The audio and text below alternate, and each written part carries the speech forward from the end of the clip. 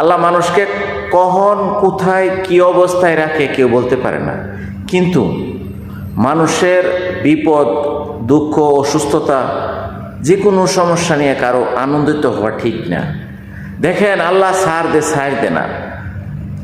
এই উবাইদুল কাদের বিগত দিনগুলোতে বিএনপির চেয়ারপারসন খালেদা জিয়াকে নিয়ে যেভাবে কটূক্তি করছে, যেভাবে মন্তব্য করছে, আজকে ওনার দশা, ওনার চিকিৎসা ডাক্তারে না বইলা দিছে এবং উন্নত চিকিৎসার জন্য কোনো দেশে শিফটিং হতে পারতেছে না।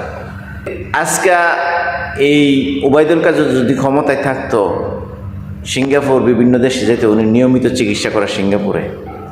দেখেন মানুষের মৌত হায়াত রিজিক যে জিনিসটা আল্লাহ সবসময় আল্লাহ নিজের হাতে রাখছে, এই জিনিসটাতে কারো কোনো হাত নাই। কিন্তু মানুষকে কষ্ট দিলে, মানুষকে দুঃখ দিলে যে মানুষের কথাগুলো রাখে, এটাই আজকে প্রমাণ হচ্ছে যে উবাইদুল কাদের একটা ভাইরাল হয়েছে সোশ্যাল মিডিয়াতে, উনি খুবই অসুস্থ, ওনাকে ডাক্তার বলছে বাড়িতে নিয়ে যেতে হবে, তাকে এখন লাইফ সাপোর্টের মাধ্যমে রাখছে।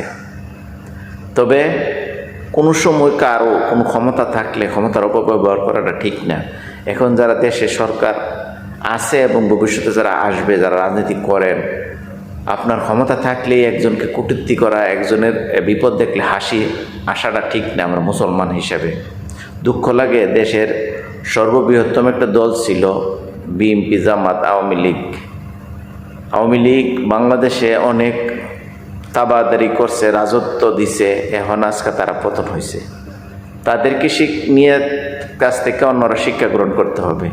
উবাইদুল কাদের যেভাবে এখন একটা বিপদে পড়ছে, ইচ্ছা করলে কোনো যাইতে পারে নাই, আর সেই বিপদে পড়ছিল বিএনপি চেয়ারপারসন বেগম খালেদা জিয়া।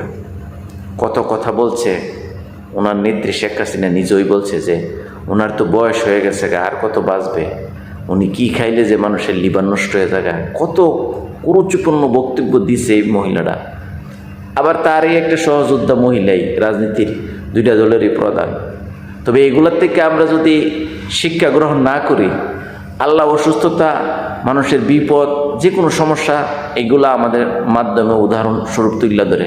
যেমন গরিব, পঙ্গু, এগুলা উদাহরণ। এটির থেকে আল্লাহ যে আছে, আল্লাহ যে আমাকে এরম করতে পারবো, এগুলো সতর্ক হওয়ার জন্য আমরা এগুলোর থেকে শিক্ষা গ্রহণ করার জন্য এইসব সামনে আল্লাহ দেয়। তো দোয়া করি যেই পৃথিবীর যেই নেতাই যে হানিতা হোক, কোনো বিপদে পড়লে জানে কারো বিপদে যেন আমরা হাসাহাসি না করি।